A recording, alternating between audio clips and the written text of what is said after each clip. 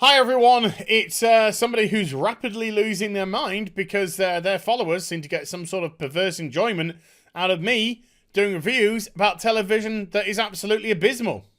Yes, I'm blaming you, because I'm back again doing it. Stop watching the videos, then I won't have to do it. Oh, why'd you watch it? You're coming back!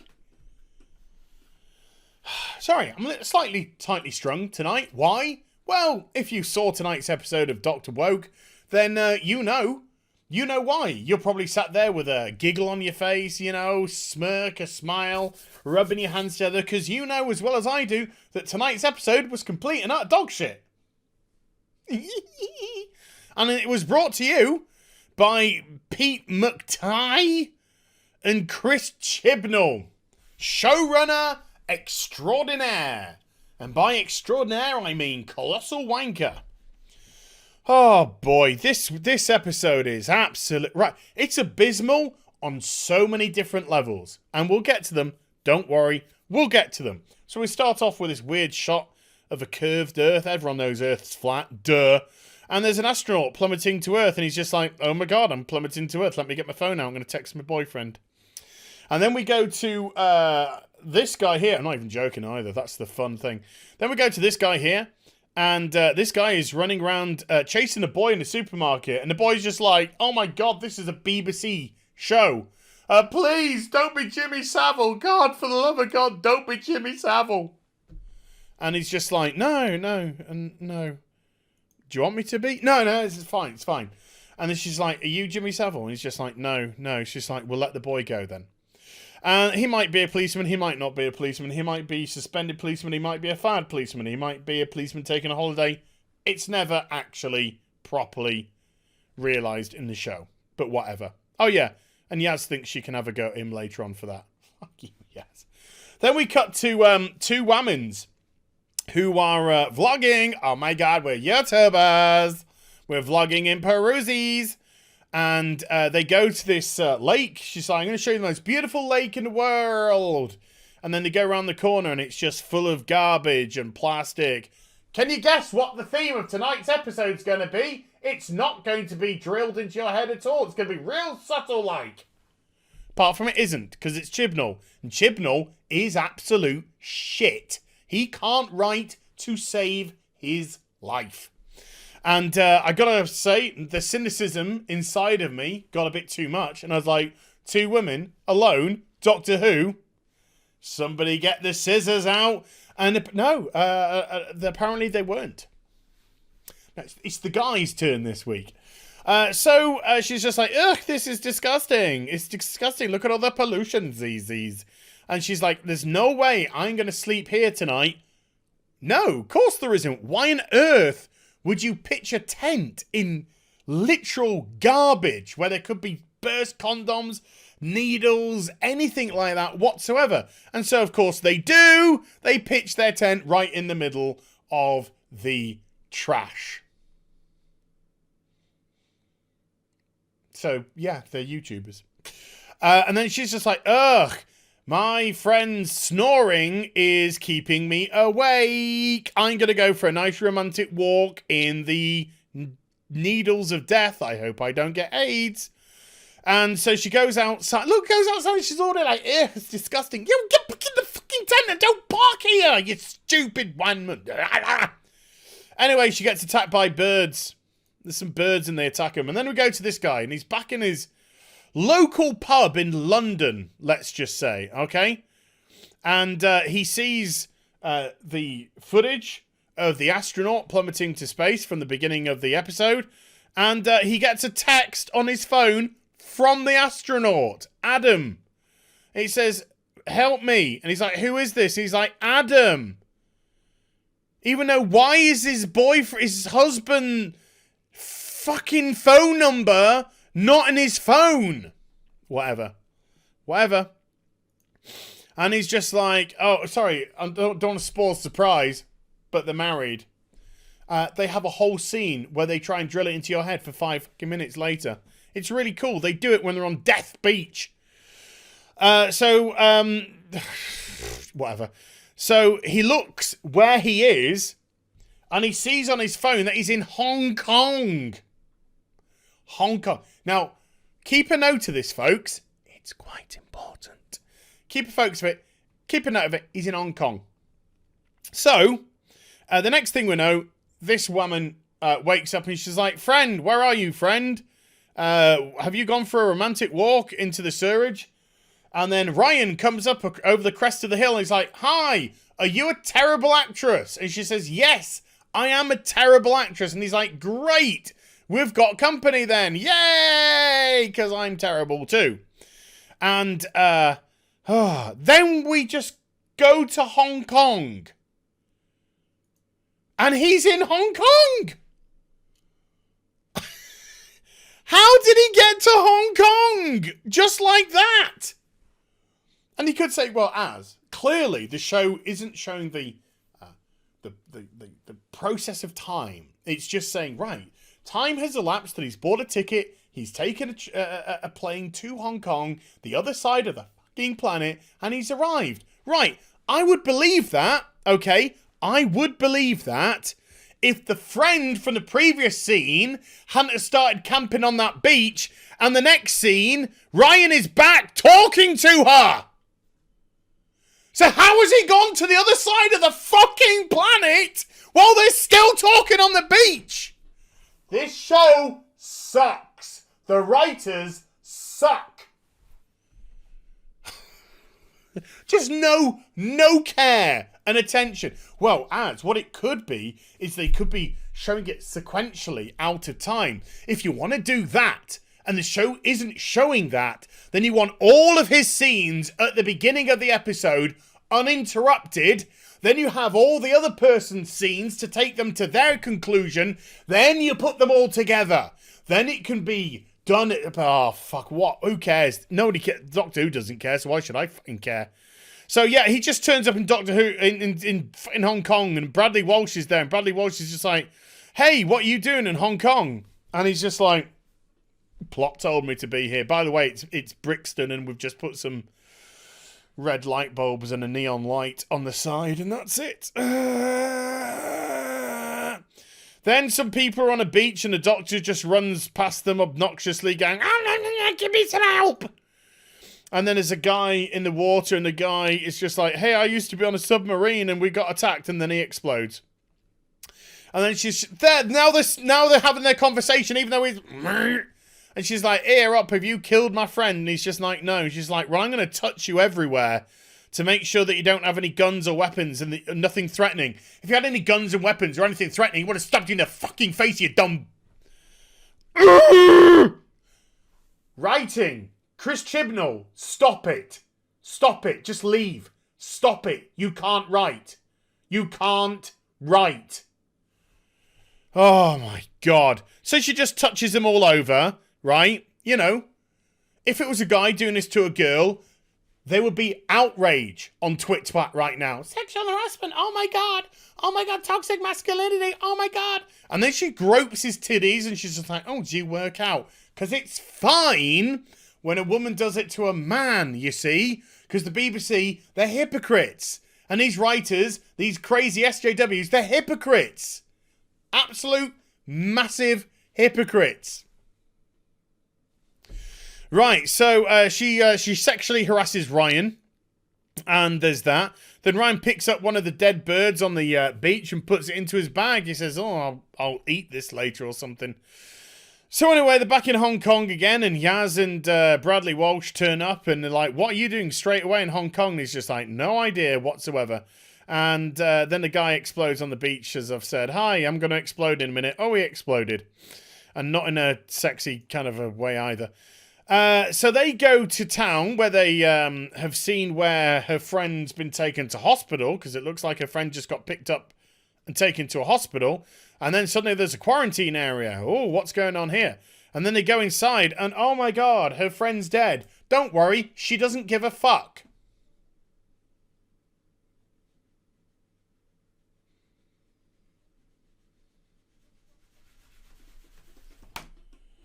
She doesn't give a toss whatsoever about her friend being dead. It's just like, that can't be my friend. She can't be dead. Yep, she is dead. And she's like, okay, let's move on with the next scene. Everything, by the way, in this episode, that's it. That's what you get. That is the one. Ah, she's dead. Okay. Everything in this episode is shot flat, flat, flat, flat. Every single solitary scene. Something exciting is meant to be happening. Flat, boring, flat, flat. This is one of the most dully directed episodes I've seen in my life. Nothing. There should have been moments by the beats of the story where it should be exciting and exhilarating. We should be, ooh, what's going to happen? But no, it's just shot so flat. You just don't give a toss. I've never been so bored watching an episode. Right, move on. And then, oh yeah, don't worry. She's not upset that her friend's dead.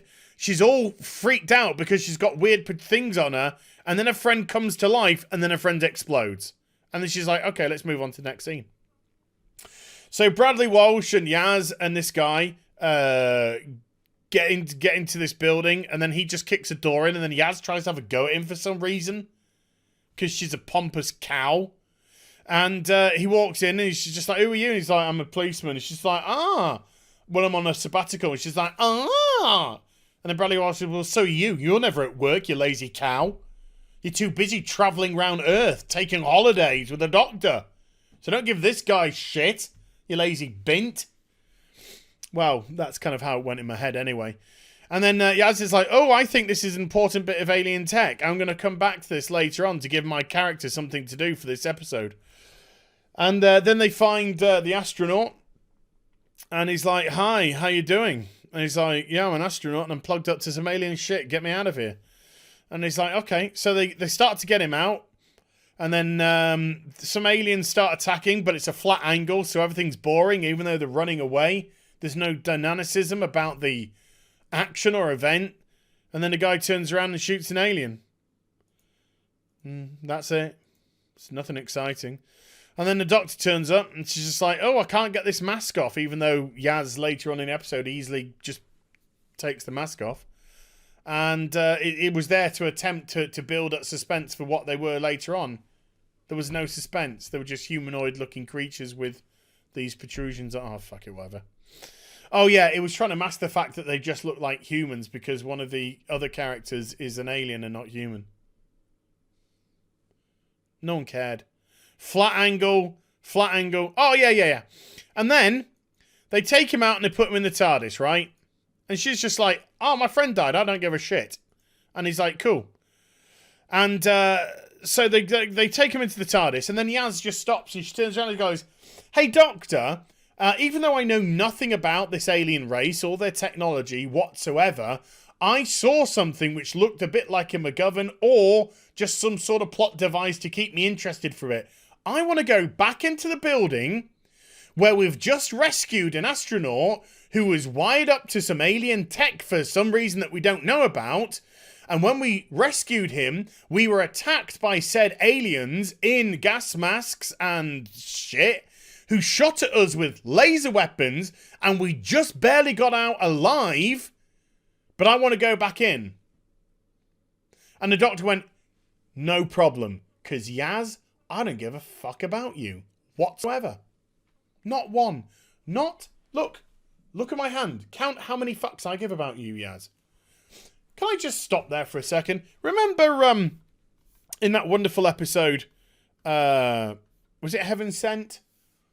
Of Doctor Who, where Capaldi's doctor literally hammered with his bare fist his way through a diamond wall that took him billions of years of him having to cycle his day over and over and over again, billions upon billions of years, so he could get the long way round into Gallifrey so he could try to save Kara's life. And when he does it and saves Kara, and when he's on the run from the rest of the Time Lords, and when Kara finds out how long it's been that the Doctor has been trying to save her, these billions of years, and she says to him, why? Why would you do that? And he said, because I have a duty of care. He has a duty of care to his companions, the people who travel with him, to keep them safe. Fuck off, Yaz. Get yourself shot. Because Dr. Woke don't give nah fucks. Never has, never will. Right, so Yaz goes, yay, I could get killed. I'm in danger. So they get the astronaut back inside, and then Dr. Woke's just like, oh, I'm not actually a proper doctor. Or at least this one isn't for some reason. But you've got, I don't know, space aids. He's like, bummer. And then they go back to the beach where she was, and she meets back up with the two people. I don't know any. I think that's Yuki, and I don't know the name of the other guy who's hiding there. But he gets killed later because no one cares about him at all. And this is and Bradley's just like, how do you know this guy? What? How did you immediately materialize from London to Hong Kong? And he says, because we're married.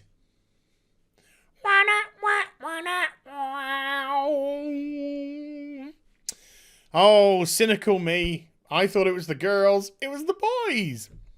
It's Doctor Who. So they say to the black guy, hey, dude, can you do us a solid? Can you just stand here and get killed in a bit? But you know those thousands of birds which are currently in the sky? Can you keep an eye on them? And if they look threatening at all, come and warn us. And he's just like, sure, I'm going to go for a wander on the beach and get killed by them in a bit. And whatever. So they go inside.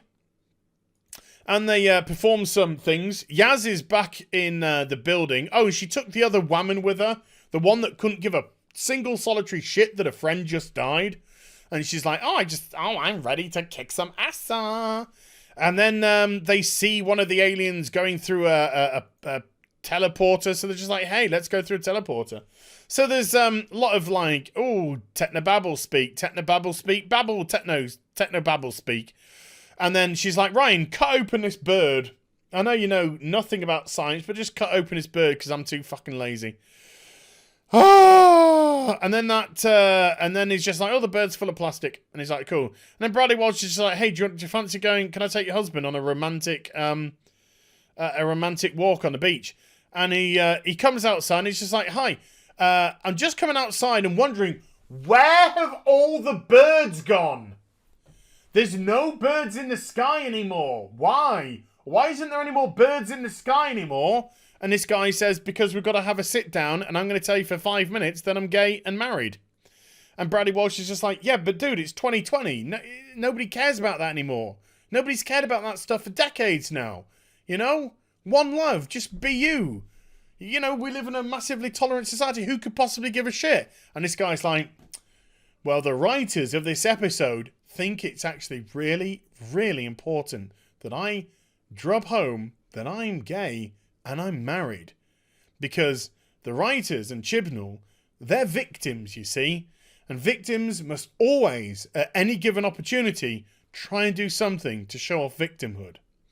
And he's like, well, thankfully the birds were, stayed away for those 5 minutes so we could have this lovely heart-to-heart about how nobody could possibly give a fuck anymore. So Yaz goes and touches the teleporter and she's just like, hi, that wasn't a stupid thing to do. Bearing in mind, I know nothing about alien tech, but hey, I'm on an alien spaceship now. There's a couple of stupid women's there. And so they talk and they talk and they talk. And then Ryan's just like, oh, the bird's full of plastic. And Yuki's like, yeah, because the birds eat the plastic because your planet is full of plastic. You're polluted. You're polluting your oceans with plastic. There's plastic and everything. Plastic, pollution, plastic, pollution. From here on in, all this episode's going to be pollution. Even though 3 episodes ago we did the global warming, pollution. Fuck off. Because there's no subtlety, and Chibnall... By the way, can I just also stop right there and say, this episode hasn't been a single scrap of fun. It's been dull and boring and flat and lifeless, and this is Chibnall's super reign as the head and showrunner of Doctor Who. The super reign of boredom. Boredom.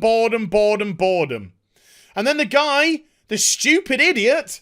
says, hey, look, you know, we know that these birds, there's like thousands of them, and they're really threatening and terrifying, but hey, I'm going to take a long walk away from the building and get killed by them, because I'm a fucking idiot.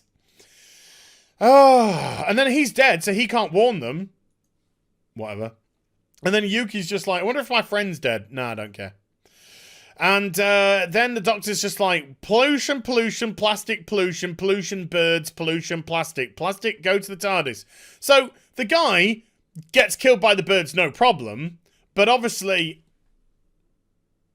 there's no consistency in writing, as we've seen from people going from Hong Kong to London and London to Hong Kong and whatever. That they managed to run all the way from the building into the TARDIS with a wounded person, no problem. And then the doctor's just like, hey, I've got a potential antidote for your space AIDS. And he's just like, well, do you want to try it? And she's just like, it's too risky. You might die. Bitch, I'm dying of space AIDS. Fucking stick it in me, you daft wench. So he gets stuck with a needle. Not for the first time. And then look at all the pollution in the sea. We're actually not on an alien planet. We're at the bottom of the Indian Ocean and it's covered in plastic. On the top, it's plastic because all the pollution, because the Earth's a fucking filthy, shitty place and you're a shitty, filthy person. And the showrunner from Doctor Who's amazing. And he's just like, oh, I could really murder a cup of tea. And his boyfriend's just like, sorry, husband. They took 5 minutes to drill it into us, husband. And so they're just like, oh, Yuki, you're actually one of the aliens. You look exactly like humans. And what you're doing is you're trying to find a cure for this disease, which is killing your people, this virus which is killing your people. And you know that it metastasizes in plastic. And the Earth's so dirty, full of pollution, you're using Earth as a petri dish. And she's like, yeah, bitch. And I would have gone away with it if it wasn't for you fucking Scooby Gang. And the doctor's just like, I am just cosplaying this role. And everyone's like, we know. And so Yuki suddenly gets AIDS and she dies of space AIDS. And then they're all just like, oh no, let's get off the ship before it, I don't know, does something. Goes out of the water and explodes. So he's just like, hey, look, I no longer have space AIDS. This is so cool.